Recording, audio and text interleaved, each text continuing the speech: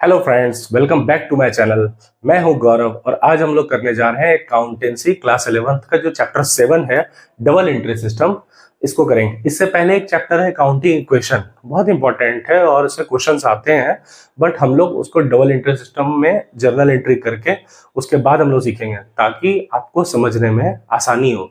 Chapter पहले दिया हुआ है, बट उसको समझने के लिए आप अगर डबल एंट्री सिस्टम और जर्नल एंट्री को अगर आप अच्छे से समझते हो, लेजर को अच्छे से समझते हो, तो आपको अकाउंटिंग इक्वेशन करने में आसानी होगी।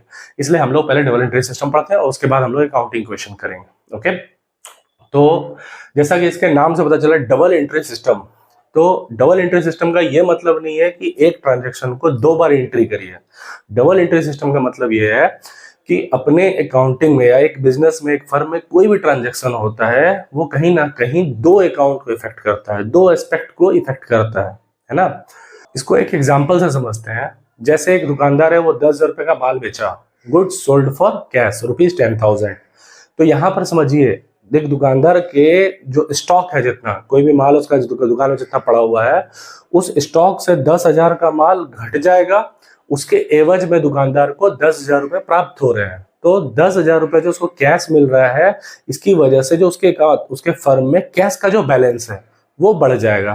तो एक तरफ से, एक हाथ से वो माल दे रहा है, दूसरे हाथ से वो पैसे ले रहा है ना। गुड्स गया, उसके एवज में पैसे आए। तो गुड्स का अमाउंट, जो स्टॉक है, जो बैलेंस है, वो घटेगा, तो उसके एवज में कैश का अमाउंट बढ़ेगा। ऐसा कोई भी ट्रांजैक्शन आप जब अकाउंटिंग में भी आप करेंगे तो उसमें आप पाएंगे कि कोई भी ट्रांजैक्शन है वो दो अकाउंट को, दो एस्पेक्ट को इफेक्ट करता है। एक घटेगा तो दूसरा बढ़ेगा, दूसरा बढ़ेगा तो दूसरा पहला घटेगा। तो ऐसा ही इनके बीच में रिलेशन है। और एटलीस्ट एक जो भी ट्रांजैक्शन होता है वो एटलीस्ट दो अकाउंट को इफेक्ट करेगा। हो सकता है 3-4 अकाउंट को भी इफेक्ट करे। ऐसा भी जर्नल एंट्री आप लोग बनाएंगे अभी। तो इतना ही जानते हैं कि कोई भी ट्रांजैक्शन है, बिजनेस ट्रांजैक्शन, वो एटलीस्ट दो अकाउंट को इफेक्ट करता है और अपोजिट डायरेक्शन इफेक्ट करता है। एक बढ़ेगा तो दूसरा घटेगा। तो इसी को हम लोग अकाउंट में शो करने के लिए डेबिट और क्रेडिट शो करते हैं। डेबिट और क्रेडिट, अगर 10,000 से डेबिट होगा तो 10,000 से क्रेडिट भी होगा। सेम जैसे अभी हमने बताया एग्जांपल में कि एक का बैलेंस बढ़ रहा है, दूसरे का घट रहा है, तो उसी को शो करने के लिए किसी को डेबिट, किसी को क्रेडिट। ओके, चलिए, क्लासिफिकेशन ऑफ अकाउंट्स। जैसा कि अभी हम लोगों ने डिस्कस किया कि कोई भी ट्रांजैक्शन होगा वो एटलीस्ट दो अकाउंट को इफेक्ट करता है। तो ये अकाउंट कौन कौन से होते हैं? ये आप लोग अभी तक अकाउंट सुने होंगे, बैंक के अकाउंट। यहाँ पर वो अकाउंट नहीं, बल्कि टाइप्स ऑफ अकाउंट पढ़ेंगे हम लोग, ठीक है। और बैंक अकाउंट भी इसमें से किसी एक का हिस्सा है, हम लोग उसको जानेंगे।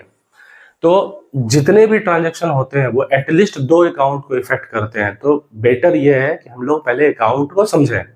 और मैं आपको बता देता हूँ, जितने भी कॉमर्स के स्टूडेंट हैं, आप अभी न्यू एडमिशन हो, आपके लिए सब कुछ नया नया होगा, इसलिए मैं आपको अभी इंट्रोडक्शन दे देता हूँ। ये चैप्टर आपके लिए बहुत ही इंपॉर्टेंट है। अगर डबल एंट्री सिस्टम और इसके बाद जर्नल एंट्री, अगर आपको ये समझ में नहीं आएगा, ये अकाउंटेंसी की ABCD है, अगर ये आपको समझ में नहीं आएगा तो आपको अकाउंटेंसी का कोई भी चैप्टर समझ में नहीं आएगा। किसी तरह से बस आप कॉपी पेस्ट करके आप पास हो सकते हो। अकाउंटेंसी में आपका फ्यूचर अच्छा नहीं है और आप आगे कुछ कर नहीं पाओगे। इसलिए ये बेटर है कि इस डबल एंट्री सिस्टम को और जर्नल एंट्री को बहुत अच्छे से बनाने सीखिए, क्योंकि कोई सा भी चैप्टर हो, अकाउंटेंसी का कोई भी चैप्टर हो, आज से लेकर के आप जितनी ऊपर तक पढ़ाई करते चले जाओ, जितनी हायर एजुकेशन आप कॉमर्स में लेना चाहो अकाउंटेंसी में, आपको हर ट्रांजैक्शन की शुरुआत जर्नल एंट्री से होती है। अकाउंटेंसी की शुरुआत ही जर्नल एंट्री से होती है। और अगर आप जर्नल एंट्री बनाने नहीं जानोगे आप, तो आप कभी भी अकाउंटेंसी में कुछ भी अचीव नहीं कर सकते हो। आपको बहुत टफ लगेगा, क्या हो रहा है, क्या चल रहा है, क्या एंट्री पास हो रही है, क्या जर्नल एंट्री बनाया जा रहा है, क्या डेबिट हो रहा है, क्या क्रेडिट हो रहा है, आपको कुछ भी समझ में नहीं आएगा। क्या लेजर में पोस्टिंग होता है, किसका बैलेंस डेबिट होता है, किसका बैलेंस क्रेडिट, कुछ भी समझ में नहीं आएगा, सब ऊपर ऊपर से चला जाएगा। तो बेटर है कि आप इस चैप्टर के इंपॉर्टेंस को समझिए। यह चैप्टर बहुत ही इंपॉर्टेंट है, मैं इसलिए इस पर स्पेशली फोकस कर रहा हूँ। इस चैप्टर को अगर आपने अच्छे से समझ लिया तो अकाउंटेंसी 50% आपका यहीं पर क्लियर हो जाएगा। ये छोटा सा चैप्टर है, बहुत आसान सा चैप्टर है, लेकिन उतना ही ज्यादा पेचीदा भी चैप्टर है। अगर समझ में आ गया तो बहुत अच्छा, और अगर नहीं समझ में आ गया तो पूरा अकाउंटेंसी आपका यहीं पर खत्म है। अगर ये नहीं समझ में आता है तो आपको अकाउंटेंसी में आगे कुछ भी आप समझ में नहीं आने वाला है, मैं आपको अभी वार्न कर देता हूँ। इसलिए आप इस चैप्टर को बहुत सीरियसली लीजिए, बहुत अच्छे से समझने की कोशिश करिए, और एक बार वीडियो को देखिए, 2 बार देखिए, 5 बार देखिए, 10 बार देखिए, बुक से पढ़िए, लेकिन ये चैप्टर को सीरियसली आप लीजिए और इस चैप्टर को अच्छे से प्रिपेयर करिए। चलिए, जो अकाउंट होते हैं ना, classification of accounts, account basically 3 तरह के होते हैं, पर्सनल अकाउंट, रियल अकाउंट और नॉमिनल अकाउंट। आपको हमेशा इसी में बाइफरकेट करना होगा, आपको इन अकाउंट्स को बहुत अच्छे से समझना होगा कि पर्सनल अकाउंट क्या होता है, रियल अकाउंट क्या होता है, नॉमिनल अकाउंट क्या होता है। इन तीनों के मतलब को अच्छे से समझिए, और कोई भी हेड है वो किस अकाउंट से बिलोंग करता है, इतना सा आपको हर हमेशा माइंड में हिट करना चाहिए। चलिए, पर्सनल अकाउंट बेसिकली 3 तरह के होते हैं, तो आपको बस इसको समझना है। बाकी जितने भी हेड हैं आपको सिंपल सा याद रखना है कि ये सारे हेड पर्सनल अकाउंट में आते हैं। पर्सनल अकाउंट में क्या क्या आते हैं, इसको समझने के लिए ये तीनों पॉइंट को समझना होगा। तो सबसे फर्स्ट क्या है, नेचुरल पर्सनल अकाउंट। ये क्या बताता है, अकाउंट ऑफ पर्सन्स और ह्यूमन बींग्स। किसी भी इंसान का अकाउंट होता है, मतलब आप किसी भी इंसान से रिलेटेड जो भी ट्रांजेक्शन कर रहे हैं आप, तो वो आपका पर्सनल अकाउंट से बिलोंग करता है, नेचुरल पर्सनल अकाउंट से। जैसे राम को बेचा, श्याम को बेचा, रहीम को, इस तरह का कोई भी नाम है, शोहन को, मोहन को, तो उनसे रिलेटेड जो भी ट्रांजैक्शन होगा उसको हम लोग नेचुरल पर्सनल अकाउंट में रखते हैं। नेचुरल पर्सनल अकाउंट मतलब होता है जो नॉर्मल इंसान और ह्यूमन बीइंग की बात हो रही है, कोई भी इंसान का अकाउंट होगा तो वो पर्सनल अकाउंट होगा, ठीक है। किसी भी इंसान के नाम की अगर बात होगी तो वो पर्सनल अकाउंट से बिलोंग करेगा।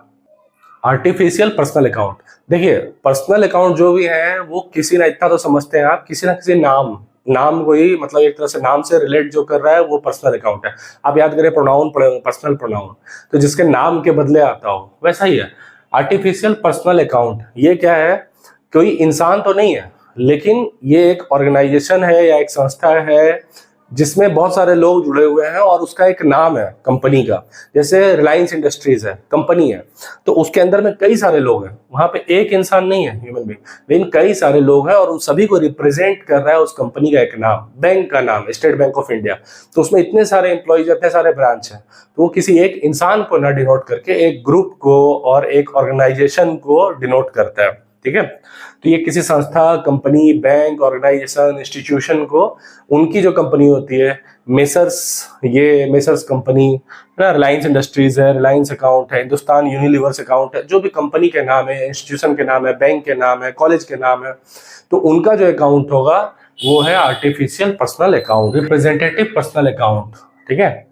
ऐसे पर्सनल अकाउंट जो दूसरे किसी और को रिप्रेजेंट कर रहे हो, ठीक ना, किसी एक व्यक्ति को या ग्रुप ऑफ पर्संस को रिप्रेजेंट कर रहे हो। नॉमिनल अकाउंट और रिप्रेजेंटेटिव पर्सनल अकाउंट में अक्सर कंफ्यूजन बना रहता है। नॉमिनल अकाउंट का नेचर और रिप्रेजेंटेटिव पर्सनल अकाउंट का नेचर ऑलमोस्ट सेम होता है, बट इसमें बेसिक सा फर्क होता है। इसको समझने का डिफरेंस क्या है कि नॉमिनल अकाउंट में हम लोग खर्चों को लिखते हैं, यहाँ पर क्या होता है रिप्रेजेंटेटिव पर्सनल अकाउंट में ऐसे खर्चे, जैसे कि आप इंप्लॉइज को सैलरी पे कर रहे हैं, कंपनी इंप्लॉय को सैलरी पे कर रही है, तो सैलरी चाहे एक इंसान का हो, चाहे कई सारे इंसान का हो, कई सारे इंप्लॉइज का हो, ठीक है।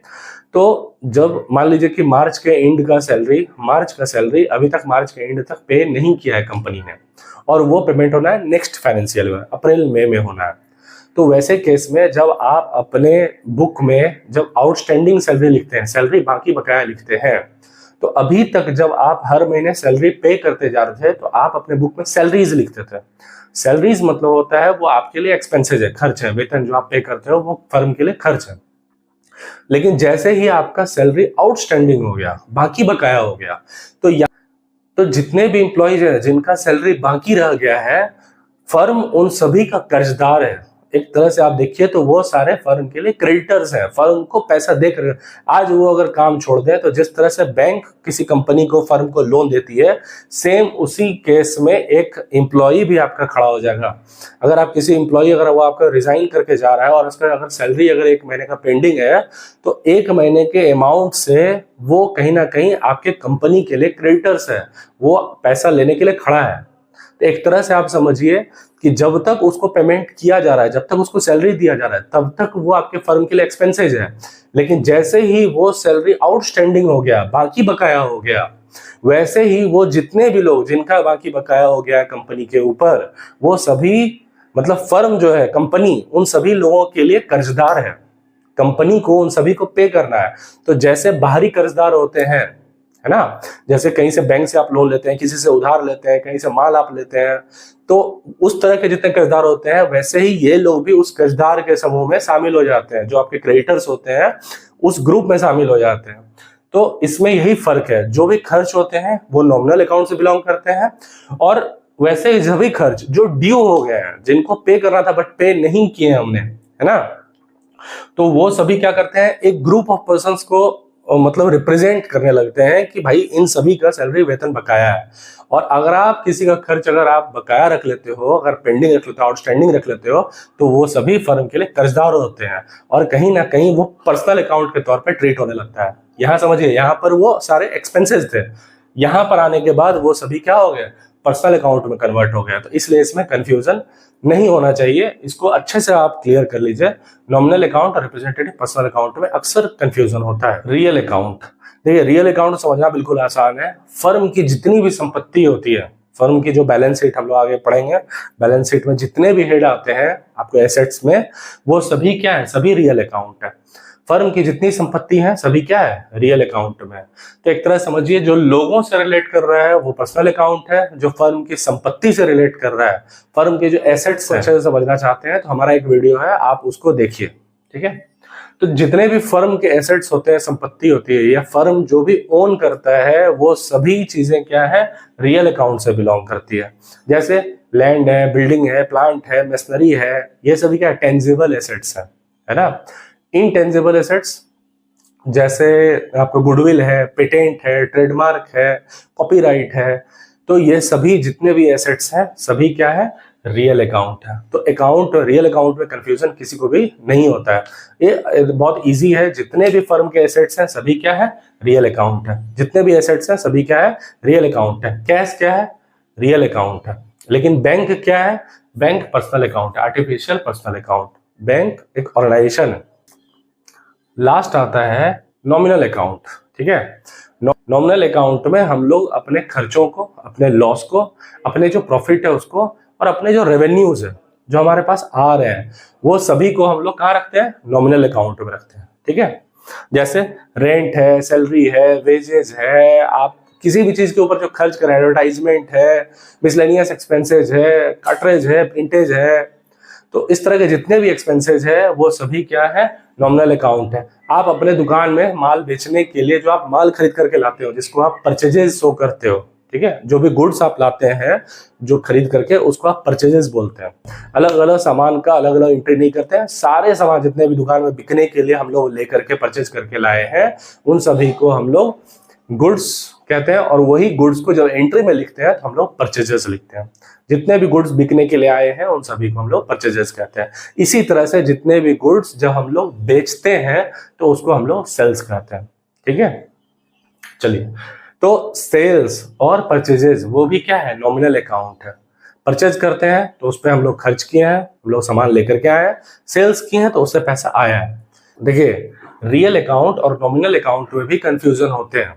तो इसको ऐसे समझते हैं कि एग्जांपल से, मान लीजिए हम एक जूतों का शोरूम खोले हैं, ठीक है, और वहां पर हम लोग जूते में ट्रेड कर रहे हैं, शूज में ट्रेड कर रहे हैं, जूतों को खरीद कर ला रहे हैं और हम लोग कस्टमर को बेच रहे हैं।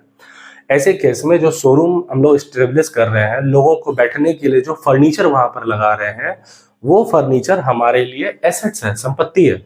क्योंकि संपत्ति वो होते हैं जो अपने लॉन्ग टर्म के लिए, लॉन्ग ड्यूरेशन के लिए, उसकी बेनिफिट पीरियड लॉन्ग ड्यूरेशन होती है, लंबे समय के लिए फर्म के बिजनेस की इफिशियंसी को बढ़ाने के लिए उनको खर्च किए जाते हैं, वो होते हैं एसेट्स। और जो परचेजेस होते हैं, गुड्स होते हैं, जैसे अपने फर्म के लिए हम लोग जूता परचेज करके ला रहे हैं और उसको बेच रहे हैं, तो वो जो परचेजेस है शूज का, वो हमारे लिए नॉमिनल अकाउंट से बिलोंग करेगा।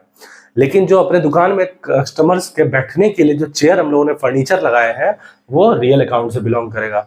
जबकि अगर फर्म का नेचर अगर बदल जाए और अगर फर्म अगर फर्नीचर की कंपनी हो, मतलब हम लोग कंपनी ऐसी है जिसमें शॉप में हम लोग सोफा बेच रहे हैं, दीवार बेच रहे हैं, फर्नीचर बेच रहे हैं, मतलब चेयर बेच रहे हैं, टेबल बेच रहे हैं, वहां पर अगर कोई कंपनी अगर फर्नीचर परचेज करके ला रही है, तो वो फर्नीचर अपने बिजनेस के लिए नहीं बल्कि उसमें ट्रेड करने के लिए ला रही है, उस फर्नीचर को बेचने के लिए ला रही है। तो फर्क इतना ही है कि जो जिन चीजों में आप ट्रेड कर रहे हो वो सभी परचेजेस है।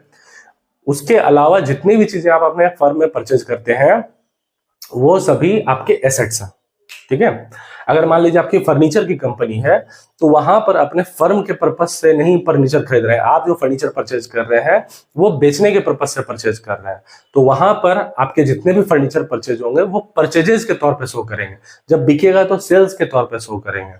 लेकिन जब आप शूज का शॉप चला रहे हैं या किसी भी और तरीके का दुकान चला रहे हैं, वहां पर कस्टमर के बैठने के लिए जो आप फर्नीचर खरीद रहे हैं वो एसेट्स आपके लिए रियल अकाउंट है। तो रियल अकाउंट और नॉमिनल अकाउंट में डिफरेंस समझना बहुत जरूरी है। तो एक बार इसको शॉर्ट में हम लोग करते हैं। ठीक है, तो डबल एंट्री सिस्टम क्या है? कोई भी ट्रांजैक्शन होता है इसके दो एस्पेक्ट होते हैं, दो इफेक्ट होते हैं। तो कोई भी डबल एंट्री सिस्टम क्या होता है? डबल एंट्री सिस्टम कहता है कि कोई भी ट्रांजैक्शन होगा, कोई भी लेन देन होगा, वो दो अकाउंट को इफेक्ट करता है। ठीक है, और अपोजिट डायरेक्शन में इफेक्ट करता है। एक अकाउंट अगर बढ़ेगा तो दूसरा अकाउंट घटेगा, एक का बैलेंस घट रहा है तो दूसरे का बैलेंस बढ़ रहा है, दूसरे का बढ़ रहा है तो पहले का घट रहा है। ठीक है, तो दो अकाउंट को इफेक्ट करता है। चलिए, अकाउंट कितने तरह के होते हैं? तो बेसिकली अकाउंट तीन तरह के होते हैं, पर्सनल अकाउंट, रियल अकाउंट और नॉमिनल अकाउंट। इसको बहुत अच्छे से समझ लीजिए, अकाउंट तीन तरह के होते हैं, personal account, real account, nominal account. Personal account में लोगों का अकाउंट होता है, कंपनी का अकाउंट होता है, फर्म का अकाउंट होता है। और जो नॉमिनल अकाउंट के जो हेड्स होते हैं, अगर वो आउटस्टैंडिंग हो जा रहे हैं, ठीक है, तो वो क्या करने लगते हैं, वो एक्सपेंसेस ना हो करके वो एक लोगों को, ग्रुप को रिप्रेजेंट करने लगते हैं।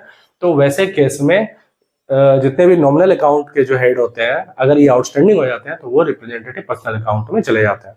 तो ये है पर्सनल अकाउंट। रियल अकाउंट क्या होता है?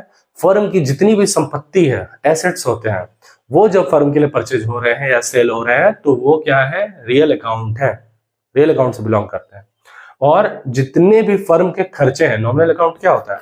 फर्म के जितने भी खर्चे हैं, एक्सपेंसेज हैं, लॉसेज हैं, उसके बाद फर्म की जो रेवेन्यू है, गेन है, प्रॉफिट है या इनकम है, तो ये सभी चीजें जो है हम लोग नॉमिनल अकाउंट में लिखते हैं। तो तीन अकाउंट है, personal account, real account, nominal account. Personal account में लोग, फर्म, कंपनी, है ना, या नॉमिनल अकाउंट के हेड अगर आउटस्टैंडिंग हो गए तो हम लोग पर्सनल अकाउंट में लिखते हैं। रियल अकाउंट हो गई हमारी फर्म की जितनी संपत्ति है, ये रियल अकाउंट से बिलोंग करते हैं। और जितने भी खर्चे हैं, लॉस है, या जितने भी रेवेन्यू है, गेन्स है, वो सभी क्या है? नॉमिनल अकाउंट्स हैं। जैसे डिस्काउंट अलाउड, डिस्काउंट रिसीव्ड, कभी हम लोग डिस्काउंट देते हैं, कभी हम लोग को डिस्काउंट रिसीव होता है।